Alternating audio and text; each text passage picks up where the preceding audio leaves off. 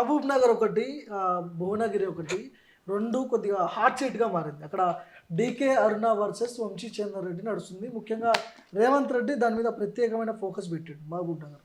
ఇక్కడ పోతే భువనగిరి కోమటిరెడ్డి బ్రదర్స్ వాళ్ళ హవా ఉంటుంది. ఒకవైపు బీసీ నాయకుడు బూర నర్సయ్య గౌడ్ మాజీ ఎంపీ అయిన చామల కిరణ్ కుమార్ రెడ్డి ఎవరో తెలియదు, కానీ ఒక రెడ్డి తీసుకొచ్చి అక్కడ పెట్టారు. రేవంత్ ఇన్ఫ్లుయెన్స్ లేకపోతే ఏదో అక్కడ వర్కౌట్ అవుతుంది. రాష్ట్రంలో అధికారంలో కాంగ్రెస్ పార్టీ ఉంది కాబట్టి ఎవరిని నిలబెట్టినా గెలుస్తారు కాబట్టి అక్కడ ఆయనకి ఇచ్చిన అనేది ఒక చర్చ జరుగుతుంది. ఎట్లా ఉంటుంది భువనగిరి మహబూబ్ నగర్ ఎట్లా ఉండబోతుంది అన్న? భువనగిరి అనేది జాగ్రఫికల్గా హైదరాబాద్కి దగ్గరున్న కాన్స్టిట్యున్సీ. తెలంగాణ ఉద్యమానికి మొట్టమొదటి గానం తెలంగాణము బెలి లలితక్క భువనగిరిలోనే పాడింది. బెలి లలితక్క తెలంగాణ ఉద్యమానికి సపోర్ట్ చేసిందని అప్పటి చంద్రబాబు నాయుడు ప్రభుత్వము నయీం ద్వారా 17 ముక్కలుగా నరికిచ్చింది. అసలు తెలంగాణ ఉద్యమానికి పునాది ఆర్గనైజేషను మారోజు వీరన్న సిద్ధాంతము బెలి లలితక్క ఆధ్వర్యంలో డోలు దెబ్బ గొల్లకుర్మ సంఘం అనేది భువనగిరి కేంద్రంగా పనిచేసింది. అప్పటికి ఇంకా కేసీఆర్ రాలే, ప్రజా సంఘాలు రాలే, ఎవరు రాలే. అప్పుడు పృథ్వీ యాదవ్ అన్న కానీ విమలక్క కానీ పాషం యాదగిరి వీళ్ళంతా భువనగిరిలో మీటింగ్ పెట్టి భువనగిరి డిక్లరేషన్ పెట్టారు. ఏ తెలంగాణ కోసం పాట పాడిన బెలి లలితని చంద్రబాబు ప్రభుత్వం చంపేసింది. భువనగిరిలో అన్ని రకాల సామాజిక విప్లవాలకి చైతన్యానికి ప్రతీక. అదే భువనగిరి పేర్చుకొని నయీం అనే ఒక వైరస్ మొత్తం రాష్ట్రాన్ని కబలించింది. అక్కడే మావోయిస్టులు మాధవరెడ్డి ఎన్కౌంటర్ చేసిర్రు. ఇన్ని రకాల చైతన్యం ఉంటే అక్కడ మెజారిటీ ప్రజలు గౌడ్స్ 3 లక్షలు ఉన్నారు. 3.5 లక్షలు ఓటర్లు ఉన్నారు. 4.5 లక్షల పైగా ప్రజలు ఉన్నారు. యాదవులు 2.5 లక్షల నుంచి 4 లక్షలు ఉన్నారు ప్రజలు. గౌడ్స్, యాదవ్స్, గొల్లకుర్మ, మునూరు కాపులు, ముదిరాజులు, పద్మశాలీలు 60% పైగా బీసీలు ఉన్నారు. ఏ పార్టీ అయినా గెలవాలంటే బీసీలకు టికెట్, మన బీసీనే గెలిపించుకోవాలి అనుకుంటే ఏ పార్టీ అయినా టికెట్ ఇవ్వాలంటే ఎవరు జనాభా ఎక్కువ ఉంటే వాళ్ళకి టికెట్ ఇస్తారు. వాళ్ళు బీసీల మీద ప్రేమతో కాదు, కనీసం బీసీని ఇస్తే మనం గెలుస్తాం, ఒక సీట్ వస్తుందని. మరి బీజేపీ పార్టీ బూర నరసయ్య గౌడ్కి ఇచ్చింది. టీఆర్ఎస్ పార్టీ యాదవ్కి ఇచ్చింది. క్యామ మల్లేష్ అనేట ఆయన తెలంగాణ ఉద్యమకారుడు, తెలంగాణ ఉద్యమంతో సంబంధం నోడు, చాలా నష్టపోయినోడు. బూర నరసయ్య గౌడ్ మా అందరితో పాటు తెలంగాణ ఉద్యమంలో పనిచేసిండు, ఒక ప్రొఫెషనల్ డాక్టరు. ఆయన తెలంగాణ ఉద్యమంతో నష్టపడి తప్ప లాభపడలేదు. ఆయన కష్టపడి కిందకుల నుంచి వచ్చిండు. అహంకారి కాదు, నిగర్వి, అందరితో కలిసి ఉండేటోడు. మరి కాంగ్రెస్ పార్టీ కూడా తెలివిగా ఒక యాదవ్కో, ఒక గౌడ్కో, ఒక ముదిరాజుకో, ఒక మునూరు కాపుకో ఇవ్వచ్చు కదా. చామల కిరణ్ కుమార్ రెడ్డి నాకు మిత్రుడు. పాపం కాంగ్రెస్ పార్టీలో గతంలో సస్పెండ్ అయ్యిండు, మళ్ళా వచ్చిండు. కేసీఆర్కి వ్యతిరేకంగా కొట్లాడినప్పుడు రాజ్భవన్ దగ్గర ఒక 50 మంది పోలీసులు కుక్కను కొట్టినట్టు కొట్టిరు. ఆ విషయం మనందరం చూసినాం. ఇప్పుడు కిరణ్ కుమార్ రెడ్డి, చామల కిరణ్కి న్యాయం చేయాలంటే ఏదైనా చేయొచ్చు. 60% బీసీలు ఉన్న దగ్గర నల్గొండ జిల్లాలో ఇప్పటికే రెడ్ల పెత్తనం ఉందని ప్రతి చదువుకున్నోడు తిట్టుకుంటున్నాడు. అరే తెలంగాణ నల్గొండ అంటే రెడ్డి అచ్చిరెడ్డి, పిచ్చిరెడ్డిలు అచ్చిరెడ్డి అనుకుంటున్నప్పుడు మీరు బహిరంగంగా బీసీల ఆకాంక్షలకు విరుద్ధంగా 60% ప్రజలని తుంగలో తొక్కి నీ మిత్రుడు అని చెప్పి టికెట్ ఇచ్చినావు. నీ మిత్రుడు అయితే ఒక కార్పొరేషన్ చైర్మన్ ఇవ్వాల్సి ఉండే, లేకపోతే ఒక ఎమ్మెల్సీ ఇవ్వాల్సి ఉండే, లేకపోతే ఇంకేదన్నా ఇవ్వాల్సి ఉండే. నువ్వు 60% ప్రజల బీసీల గొంతు కోసి అక్కడ నేను టికెట్ ఇవ్వడంతో ఇవాళ అక్కడ ఏమైంది? ఒక బీసీ ఉద్యమానికి రేవంత్ రెడ్డి నాంది పలికిండు. ఏ కులగణన చేయాలి, సామాజిక న్యాయం జరగాలి, బీసీలకు అన్యాయం జరిగిందని చెప్పినప్పుడు భువనగిరి కాంగ్రెస్ పార్టీకి అంచుకోట కదా, నల్గొండ కాంగ్రెస్ పార్టీకి అంచుకోట కదా. మరి నల్గొండలో ఒక టికెట్ ఇవ్వాలి కదా. ఉన్న 2 సీట్లు ఆల్రెడీ జానారెడ్డి గారు కాంగ్రెస్ పార్టీలో ఎంత కష్టపడాలో అంత కష్టపడ్డాడు, ఎంత ఎంజాయ్ చేయాలో అంత ఎంజాయ్ చేసిండు. వాళ్ళ ఒక కొడుకు ఎమ్మెల్యే, ఇంకో కొడుకు ఎంపీ. అంటే ఇక ఫ్యామిలీ క్లబ్లా? అంటే మీకేమైనా సోయిందా ప్రజలు ఏమనుకుంటున్నారు అనేది?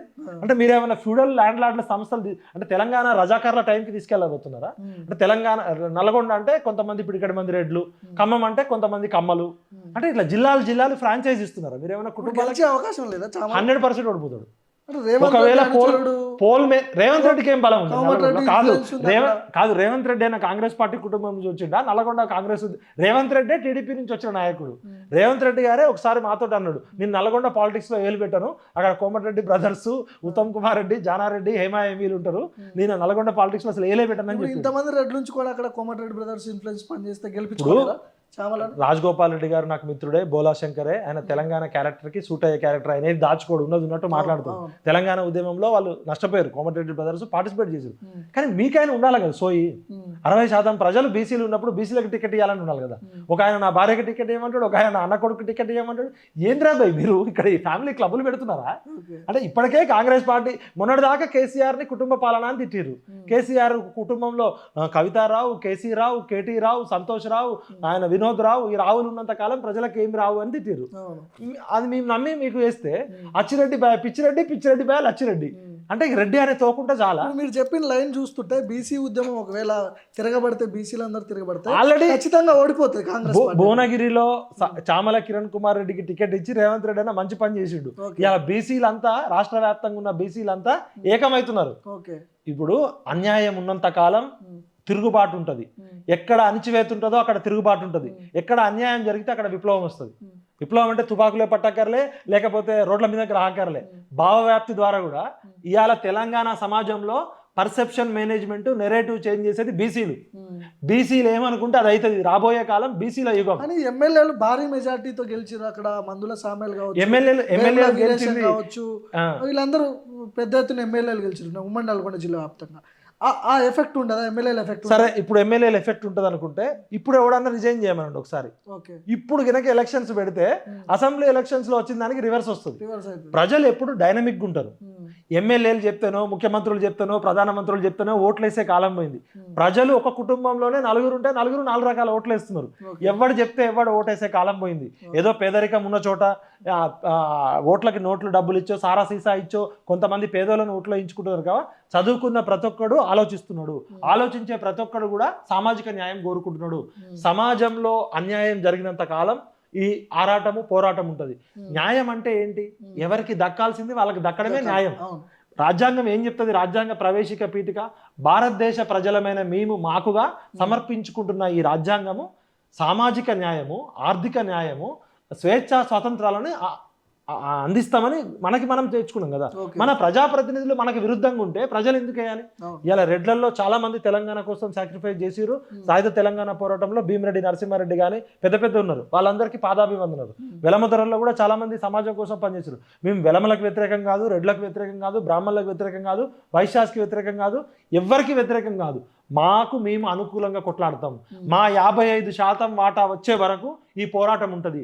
మాకు అడ్డంగా ఎవడన్నా వస్తే దమ్ముంటే రండి. జనబలం మాది, బుద్ధిబలం మాది.